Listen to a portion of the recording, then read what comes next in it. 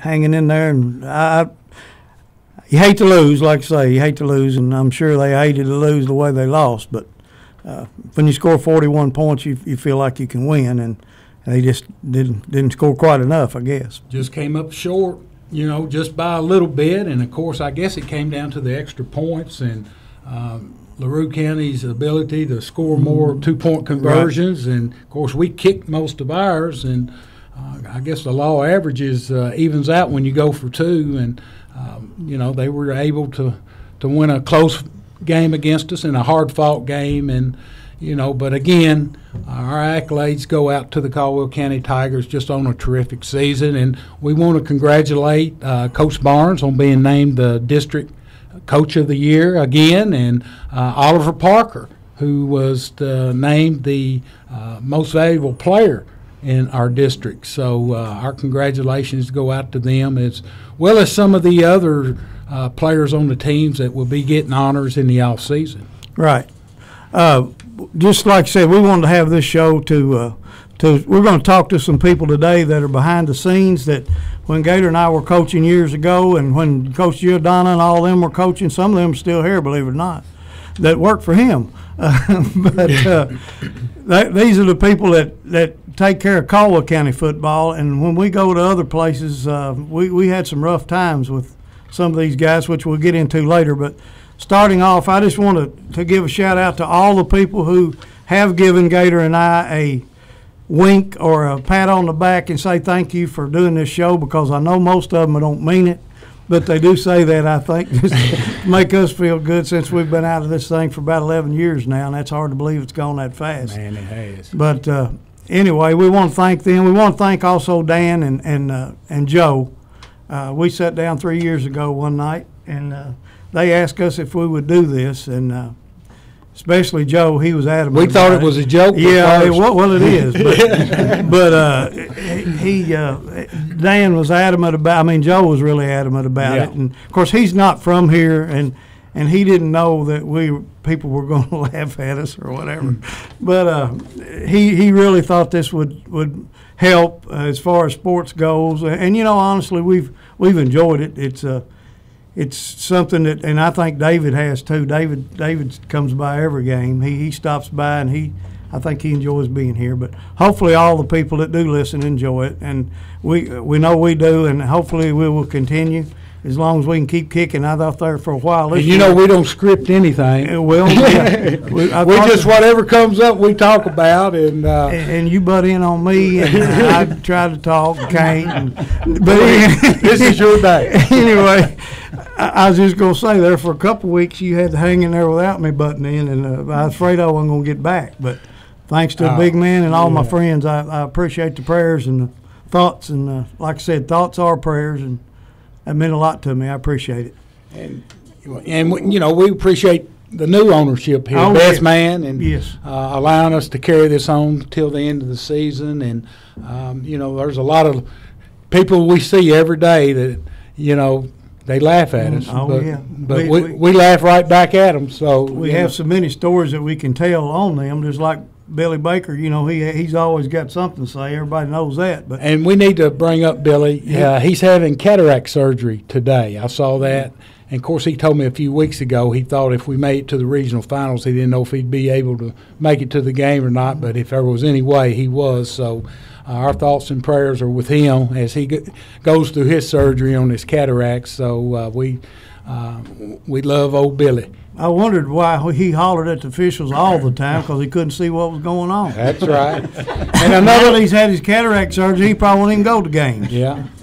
And, another one we need to bring up, too, is Paul Leahy. Yes. We've talked about him on numerous occasions here. And, of course, Misty informed us this morning, her being from Mayfield. Of course, he was a long-time defensive coordinator, assistant coach, and was a head coach and won a couple of state championships at Mayfield.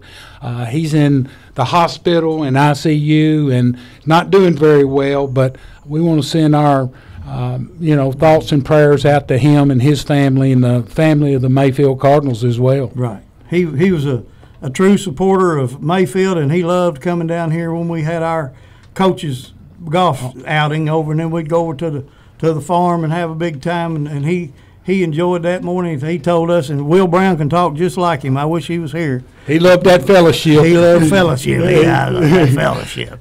But, yeah, we want to wish him the best. And I know we were talking with Joe, a couple of weeks ago or a few weeks ago before we played Mayfield, and we told some stories about Coach Leahy, and, we just wanted to bring that up.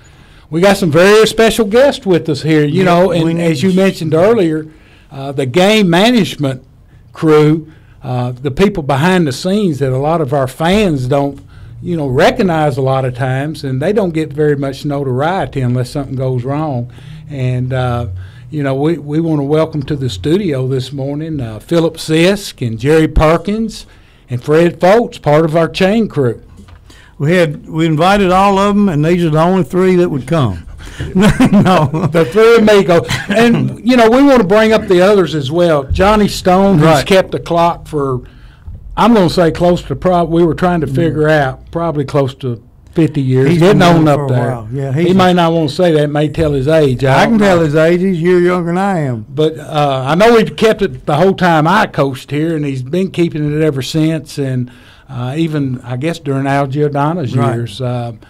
Johnny Stone, we appreciate him. And also we're going to bring up Jack Blackburn. Yeah. Jack filmed all the games. And, back then it wasn't as easy. And he had to get up on some press box that wasn't real comfortable and in some tight situations. And, Jack always did a great job of getting films for us. And I know he did it probably for 25 years or better. And, we appreciate all those people that are behind the scenes, but we want to talk a little bit about the chain crew today. Yes, we are. And one more thing about Jack, when we were coaching, and Jack, he would go when we went. He would get there early because he had to set everything up.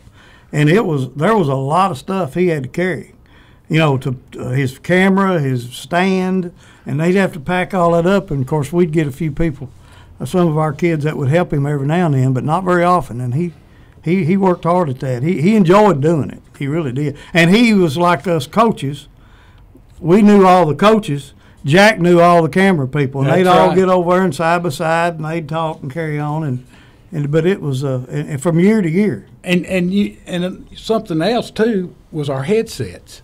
We used to have to run the wires. Yes. And, I know you and Richie would get there early, and you would have to. We had a lot of wires, and I think in a couple places those wires got cut by some of our opponents on some of the away games. And of course we had old Doc Rickert as our cord carrier, for years there. And people don't realize those people are important to us as well. Well, I've got to tell this story on Doc. I'm going to. We were at Fort Campbell, and it was coming a flood. And we didn't. Doc looked at me and said, "Are you going outside?" I said, "Yeah, I'm going out, Doc. We got to go put these phones up." Well, Doc went over and he grabbed, all we could find to put on was a trash bag. And Doc put that trash bag up over his head, and we went out in that rain and that wind, and that wind sucked that thing in his face. And he jerked and jerked, and finally I jerked it off of him, and he looked at me and he said, "That about smothered me." And I like to die. And I fell out on that track, and I couldn't even get back inside. I was soaked. But Doc was ready now. We had some fun. He was a dandy. And as we mentioned earlier, we're here this morning basically going to do a lot of storytelling. Oh, yeah. And we got with us again in the studio Philip Sisk and Jerry Perkins and Fred Foltz. And guys, we want to welcome you to the program, and we want you to tell a few stories. Tell us something, Philip, how you got involved with the chain crew. Well, I started subbing probably in the late 70s and kind of went on full time around 1980. When I started, Dick Tucker and Kenneth Ward and Ryder Hammonds were probably the main folks that were doing it, but Donnie Mitchell and Roy McDaniel were probably part-time help and worked into full-time. And supposedly Billy Scott was in charge of it. I don't remember ever seeing Billy at a ball game during those years, but he was the one that took care of who was there and who wasn't. And along that line, we've had some good folks. Y'all are calling people out, and I'll probably forget some, but we've had some real good folks through the years that subbed for us. Anthony Stallings, when he still lived here in town, helped us a lot. Dono McGregor, Kevin Freeman, Gary Childress, Jeff Jones, Joey East, I think, helped us maybe this year. Shane Whittington helped us. Stumpy Rogers helped us. Stump, I remember Stump. Able, and I'm Brent, probably don't forget forgetting something. Brent Stallings has helped us really since he retired as an official, and I don't know if that's good or bad because we do like to talk about the officials a little bit, even though they're standing right in front of us most of the time. And you learn how much you can say or what you can get away with. But we certainly always try to be fair to both teams, and I'm not afraid to question a call if I think it went the wrong way. Sometimes I get an explanation, sometimes I don't. But I started about 1980, and I've enjoyed. I appreciate that Caldwell County has kind of been a football community. This county has really supported football here, and they attend the ball games. It's kind of a shame when you go to away games and we have more folks at away games than the local folks have. So,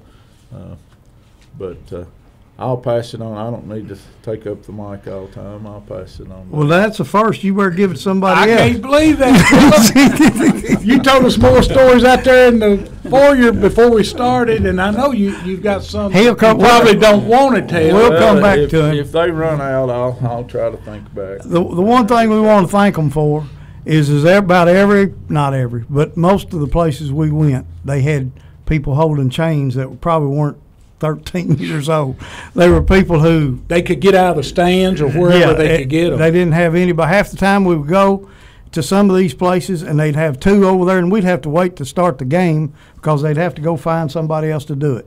That's something we've never had to worry about here, except we'll let Jerry tell the one story after a while about the one man we did go get, and he can tell that one. Jerry, tell us that story. I think it was Mr. Morris. Yeah, we'll tell his name. He won't care. I believe we was playing Mayfield. Heated game. They was right on the track right behind him, and he said some came up, and they were using foul language to us. His son was playing. Chris Morris.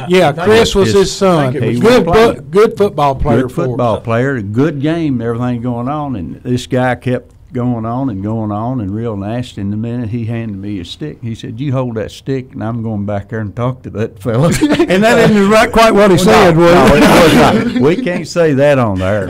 I said, no. Hey, hang on here, hang on. We can't do that, but we've had a lot of fun. Phillips got started with Dick Tucker, which was my brother-in-law, and I did also. He said, "Jerry, help me." I said, "We have trouble getting chain gang."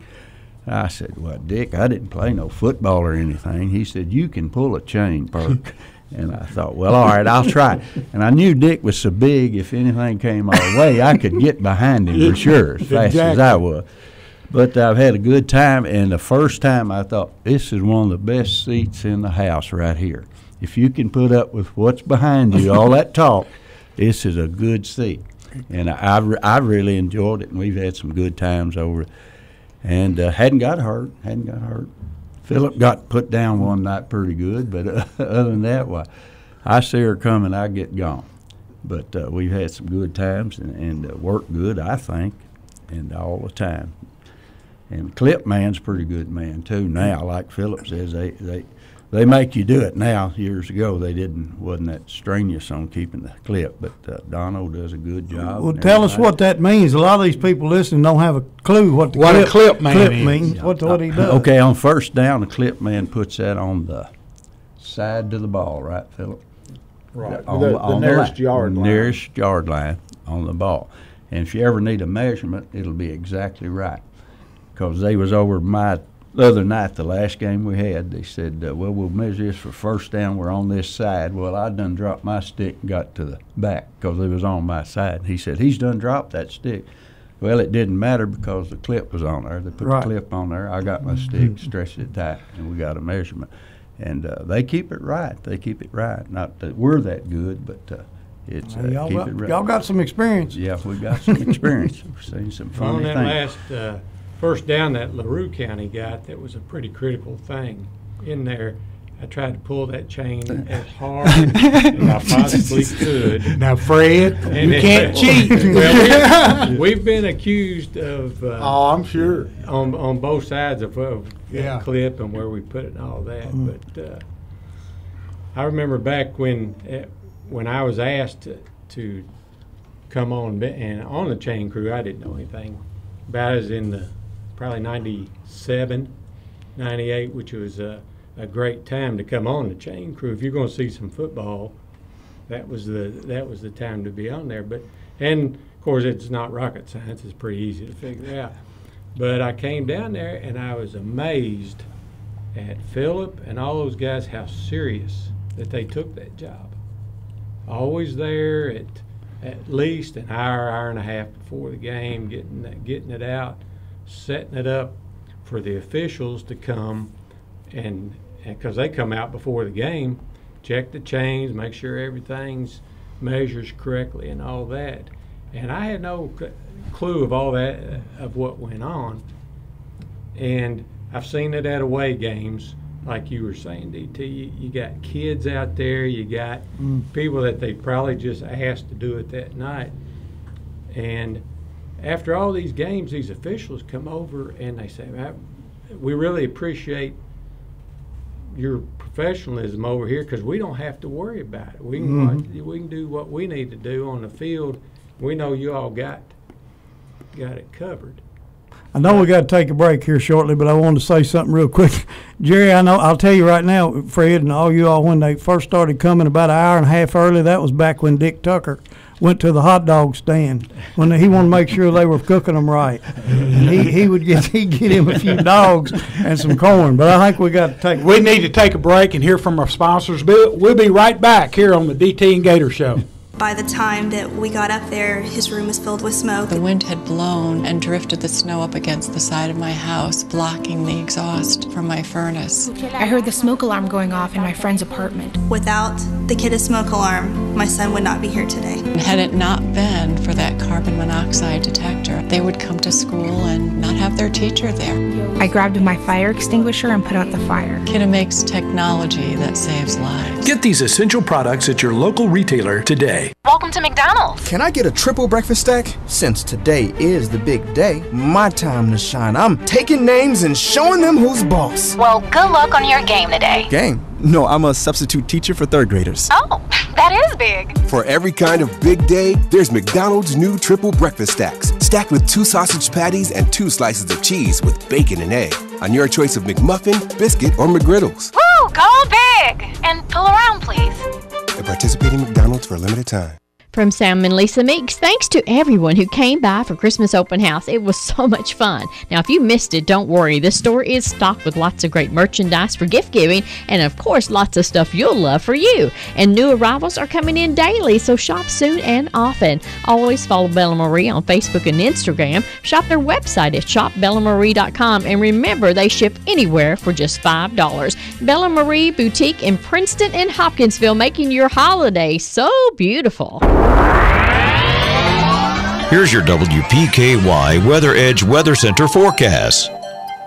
That winter weather has finally moved out and made way for some fall-like weather with sunny skies today and a high near 48. Partly cloudy overnight with an overnight low around 30. Tomorrow is going to be beautiful with mostly sunny skies and a high near 55. Mostly cloudy overnight with an overnight low around 37 Saturday night. On into Sunday, there is a 20% chance of rain moving into the forecast with a high near 47. Today again is going to be sunny with a high near 48. Your WPKY Weather Edge Weather Center forecast is brought to you by Raider Auction Company. Back here with the DT and Gator Show at WPKY, we want to give a shout out to Stephanie Hicks, who just brought in some donuts to us again, like we really need them. Well, I think she wants us to put them all in her mouth so we won't say anything. She won't have to hear us. Yeah, Stephanie, we appreciate that, young lady, and you know, we appreciate all those people that Jamie Palm that brought donuts for weeks, and just to thank you to all of them. Thank me. I brought her one today. There you yesterday. go. There you go. I'm trying to say I need to thank you, but really no. That was a bad choice. One thing here on these chains, I want to say real quick, Gator, I don't mean to jump in on you again, but back when we first started, we had one of those little shake 'em up paint things that we had to line the field Spray, with. yeah. And then you couldn't even hardly push it across the grass because it was fescue, and the grass was higher than the wheels, and there were no yard lines on the sideline. And whenever y'all did that, it was pretty tough to. Nowadays, old Bruce Farmer does a great job.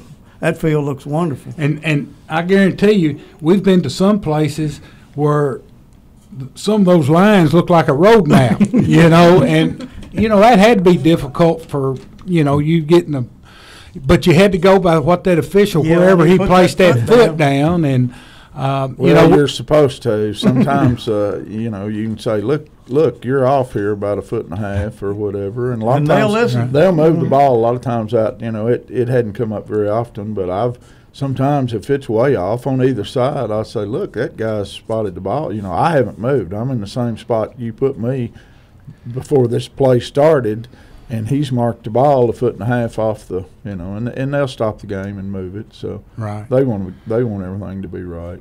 One story I mentioned to you earlier before we came on the air was, I don't believe it. Only one time had I ever seen a chain crew member thrown out of a game by a referee, and it was down at Webster County. And I can't remember the year it was in. I think when Bradley was our quarterback, it had to be around 95, 96, somewhere in that neighborhood. And one of the parents, I believe, of Webster County's was holding the chains. And they kind of got in a little – he was trying to do he had a son playing.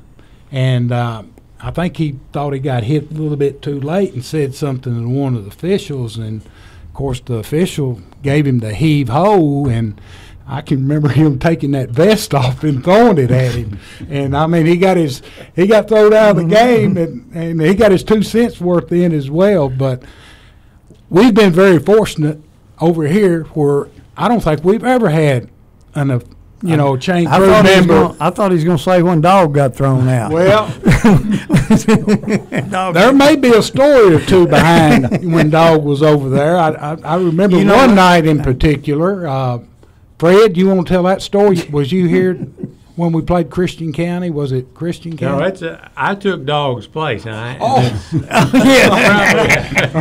How I got on the. I think Philip knows it. Well, we were playing Christian County, and before the game started, Dan Goble was walking the sideline, the Christian County coach, and Dog just kind of went up and patted him on the back and extended his hand, and after Dan had kind of shook hands with him, he said, congratulations, Coach, on your retirement. And Coach Goble just kind of stepped back and said, son, I'm not retiring. And it seemed like it bothered him the rest of the game. Caldwell ended up winning that game. And I think probably Coach Goble called Gator later on and asked that at least he be reprimanded about what he'd said, that it upset him the whole game. And and that was when we beat them too, wasn't it? We did. We won that game either in the last few seconds of the game or we kept them from scoring to go ahead of us. So it was a pretty hot game. As far as I know, we've never had any of the chain crew kicked out. I've thought a few times the way these guys mouthed that maybe they one of us might get kicked out or one of them might get kicked out, but. I will tell a story that David Barnes told me. He had a Caldwell County fella keeping the chains for him when he was in Davis County, and it was Donnie Miller. Donnie's a little older than me, good football player and a real good guy. From here in Princeton. We called him Boogie, and he said he looked up one night and Miller was coming down the sideline with his head down, and he stepped out there and said, "What's wrong, Donnie?" And he said, "Coach, they throwed me out of the game." So, and it can happen. We certainly probably push the limit sometimes in questioning maybe some of the calls or making comments, but most of them are pretty good about understanding that we're a part of it, and a lot of times we just ask for an explanation of what's going on, and not because it's me. I know at times we've corrected the officials. They might be marking off one a little wrong. They may have started at the wrong place, or they may have us spotted at the wrong place. And I've never been bashful to let them know that, hey, I don't think you're going right. And one of the things you really have to watch are flags on the field, because they don't always see every flag. The linesman that's telling us to go ahead and move may not see a flag somewhere, and I usually would tell them before the game. We've been doing this a while, and if I get around to saying, since 1980, especially this year, I've had a couple of officials kind of say, "Sir, I wasn't born at that time." And I said, "Well, my granddaughter tells me every day how old I am, so yes, I'm old and I've been around a long time." But they appreciate it, and that's why I think they say they appreciate the chain crews here. I did have Coach Barnes tell me before one game, probably a couple of years ago, said the white hat said he didn't want to hear anything out of the chain crew at this game. And I said, "Well, Coach, did you tell him to let them call a good game and they wouldn't hear anything from us?" And he just laughed and walked off. Well, before the game started, getting ready for the kickoff, and the white hat was fairly close, so I just walked out on the field, and he was already kind of grinning. And I said, "Well, I hear you complained to the coach that you didn't want to hear anything out of the chain crew." He said, "Oh, no, I didn't say that." I said, "Well, I just told the coach, y'all call a good ball game, you won't hear anything out of us." So, but that's part of it. We have to work with them, and we enjoy working with them, and they're all pretty professional. People don't understand. Yes, they get paid, but they have travel. They're taken away a lot of times from their families, from maybe kids that they have, and we probably don't appreciate what they do to officiate a ball game, and there's not a lot of times that anybody's going to be happy with them. You'd hope the winning team's always going to be happy, but they're going to look back and say, "Well, this call or that call wasn't right." So we should appreciate our officials more. Well, we should, but we appreciate you guys more because you don't get paid anything, and they do get paid, and they need to do the right thing as best they can, and you all do anytime, every day, every week that you do it, and we appreciate it. And even scrimmages, you guys are out there holding chains for the scrimmages, and if they need them. And most of the places you go to in scrimmage, they don't even keep the chain, So well, this year when it was kind of hot there during some of those scrimmages, there must have been 15 officials there, and some of them were new, and they were swapping off about every other play and cooling down.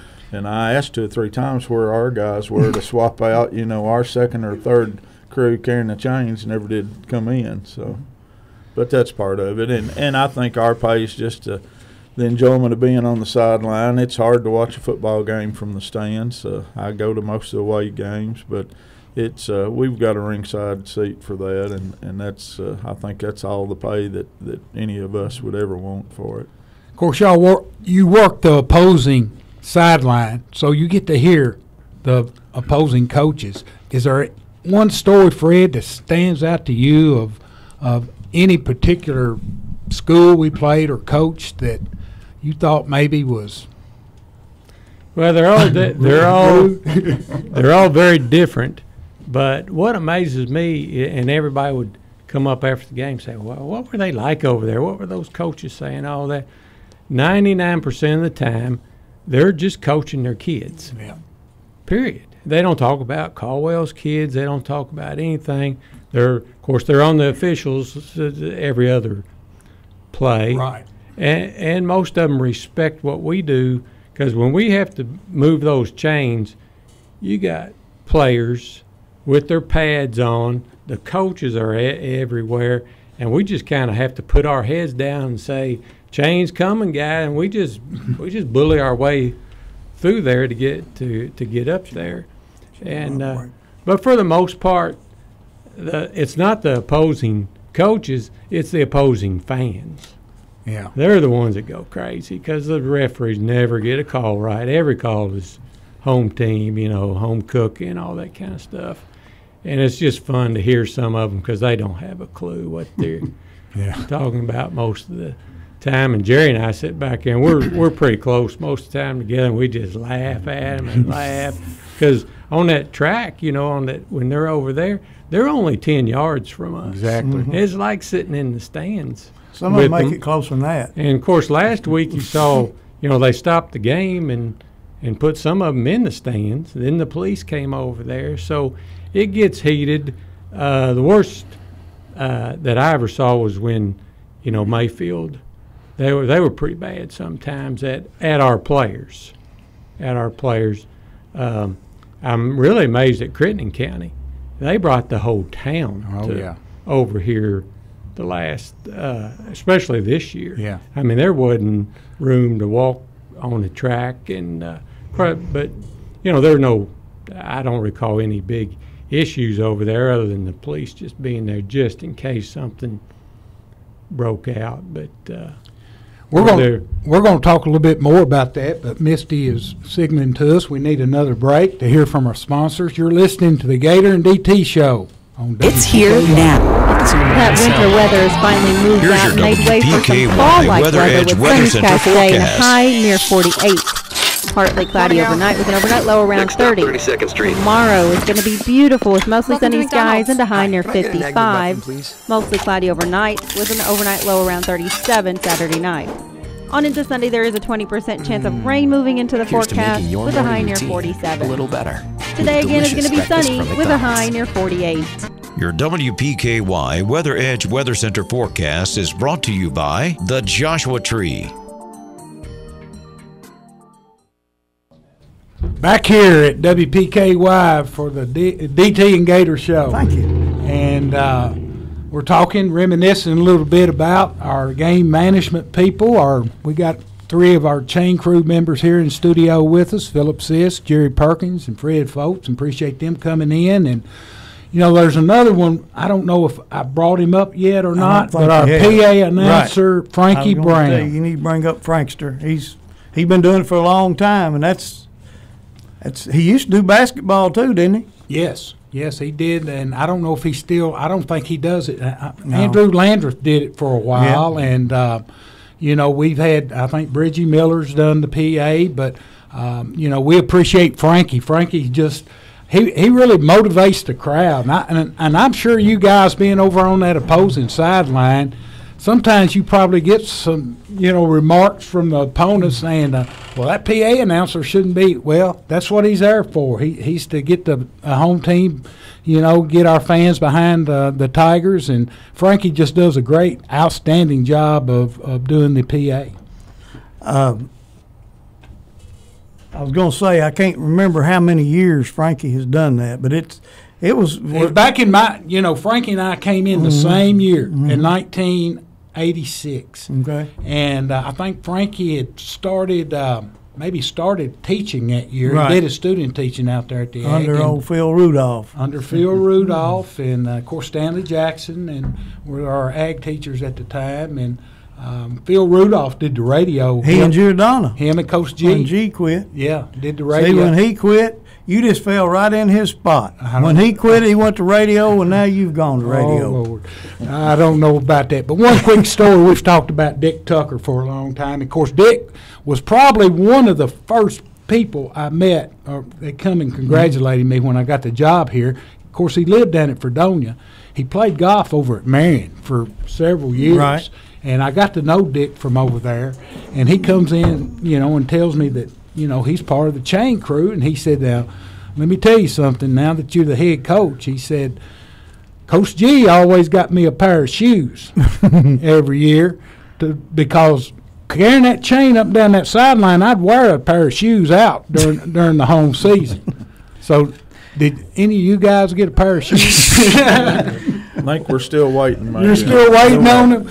Well, I got 13D, I believe is what he told me. He said, I wear a 13D. That was when we ran 3 or 4 plays and huddled up. What do you think he'd do now? He'd wear out 4 or 5. Yeah, and I was going to bring that up. Of course, back when I played, everybody huddled up and took advantage of the play clock. Of course, we didn't have play clocks back then. We just relied on the back judge using good judgment. But now, with the way we play and our opponents play, that keeps a chain crew moving. You don't have very much downtime. It does, and I think at times maybe we get criticized a little about not moving fast enough. But the facts, if you watch the game, it's up to the white hat about how quick the ball's put in play. And a lot of times we'll be set, and wondering what's going on. You know, of course, now the officiating crews have gone at times to having 7 officials on the field, and most of the time they're using radios so they can communicate back and forth with each other. And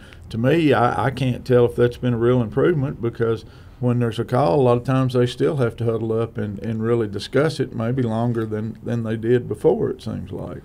But, you know, I guess that's Wonder if we'll ever see progress. instant replay come into play on the high school level like it does the college and pro level. If it does, there's no telling how much time there'll be in between. Well, They have to start reviewing. Somebody has to pay for that. I mean, that's I know one of the games we had this year, we had 5 officials, and the opposing coach was telling me, he said, this is not going to be a good game for us, because they wanted to bring 7 officials at our last time we had this crew, and we wouldn't pay for 7, and so they're probably going to be against us right off, because you know we wouldn't pay them. So who knows if that comes into it? Hopefully it doesn't. Those guys do it because they want to. You know, one thing I wanted to ask Stoney, I thought he was coming, is that if he'd ever had anybody really get on him, come up to the box, and then when they see him, I mean, they turn around and go back. But, you know, even last week during the LaRue game, the clock, they were torn up a couple times because they felt like the clock ran too long. I mean, it was killing them. And I just wondered if I know he could tell a few stories on some of those games to where. Plus, we have somebody up in the box keeping the play clock, correct? Does Johnny keep the play clock as well as the game clock? I'm not sure who operates the play clock. You know, we didn't. Or is it operated down on the field? I don't know of anybody on the field that's operating it. And, of course, we really didn't have – to me, we didn't – what initiated maybe play clocks for us was you know, Murray went through a spell there that they would use 30 seconds instead of 25. Yep. And I think they were getting called on it a lot of places, and some places they weren't. And I think that's what caused us to really start using play clocks, because when we got into contention, not that we hadn't always tried to field a good football team, but that's something that is a big part of the game if they're using more than the time allotted to them. So. See if anybody's got any more good stories you want to tell before we run out. Jerry, you hadn't talked much. You tell us a few. There's not much to say after this, but we put up with a lot of emotions right behind us and let it go in one ear and out the other. But I have had a guy from Trigg County to apologize for me for yelling right in my ear. He had a voice like a coon dog, I'll tell you what. But he did apologize right on the sideline. It was one of those plays. He ran down assistant coach and, boy, right in my ear. And he said, sir, I really apologize. But most time pulling the change to there, they'll say, oh, excuse me, because emotions, they got to get that play in, got to look for this kid. Mm-hmm. And you see funny things, and they'll say, where is Bob or some kid? And he's way off over there. You want to play tonight? Yeah, oh yeah. Come on up here, and you want to laugh, but you don't laugh because of that situation. But a lot of times it is fun. It is fun. There's good times to have, but emotions play in all these sporting games. They really do. I'm glad they were on the guest side. Yes, me and you and Richie's on the side. I'm glad they didn't hear all that. Well, and Perk developed a friendship, I think, with the fellow that's passed on now, but we still speak about him pretty often. And, yes, you do. You bring him up quite a bit. Perk might want to mention him while we're sitting here. Well, the late Johnny Fosco. Joey Fosco. Yeah, Joey was always on the sideline, seemed like, with us. And Joey didn't mind getting in the way, but he had to see what was going on, and a lot of time be standing right on that chain. And he didn't want to get out of the way. He did not want to move. He didn't want to move. But, I wonder if Todd Griffin has ever been in that at a away game in that situation. I think I think one of them got a call on them at a home game a few years They've been. ago. I know Gary Goodacre and Chris George. Right. They all right down there, and they've been known to cheer for the Tigers. Pretty vocal. Yeah. So a lot of exciting things go on down on the sidelines, and of course I can remember back. I had a hard time staying back on the get back line, and I got hung up a couple times with a chain crew. Not any of ours, of course. We're on the opposite sideline, but some of some of them want to take off, and if you're in the way, they're going to run over you, you know. So you got to be careful over there. And, you know, the job that y'all have is very valuable. And, you know, speaking DT and I both from a coaching standpoint and me from an administrative standpoint too, in terms of being athletic director, that, you know, you need to be guarding those sidelines because it could get out of control very easily. And, you know, you mentioned the other night that you had a little incident down there, and it's a good thing that the officials took care of it. And you know, I know it's very could be dangerous, you know, to you as well as you know, to those kids that are playing. Any other stories that you like to bring up, or any other people you think you left out that we didn't mention on our game management crew? I'll tell another quick Dick Tucker story maybe, because he did it for so many years. When I first went on, I didn't know what the clip was that we were talking about there earlier, and as soon as officials would show up on the sideline, Dick would stick his big old hand out there and say, just give me that clip. And as soon as he'd take it, he'd stick it in his back pocket and say, all right, now when y'all get ready for it, let me know. And we went years until they really started enforcing that, that he would, you know, that really we'd use it. And then Jerry talked about his size and so forth, but he could move pretty quick for a guy that size. When I started, I thought, well, a play comes to the sidelines, I'll just move over behind Dick because, you know, they hit him, they'd bounce off, and I wouldn't have to worry about it. And he was quick for a big guy. He ran over me a few times getting behind him because he'd move back out of the play, which, of course, you're supposed to. So, but I appreciate the service he gave to the football team. And you know, years. The clip man's probably got the toughest job.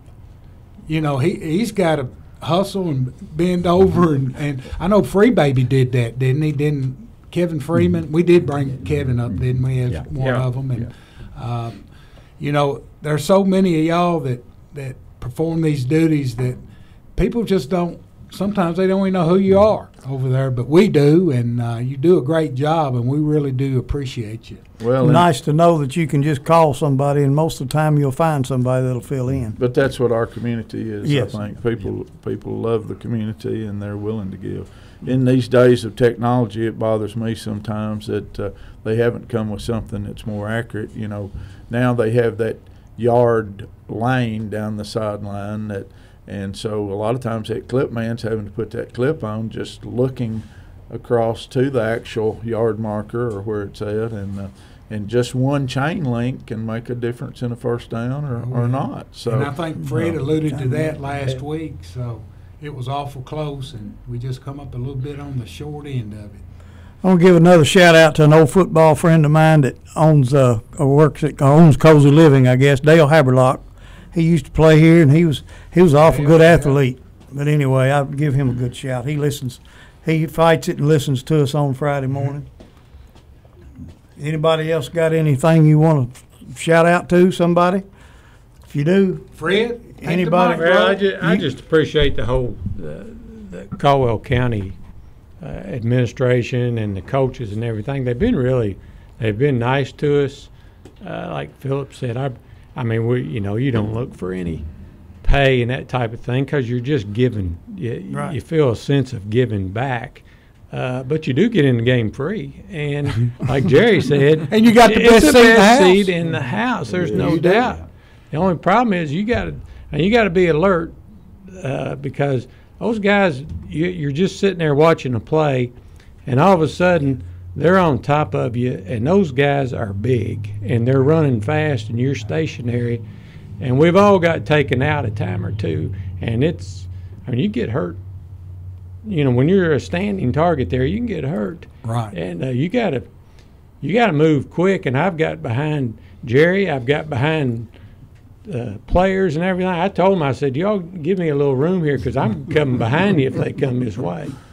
And you know another group of people that we need to give a good shout out to and thank as well is the ambulance crew that's there every home football game in case someone is injured. Right. They're there.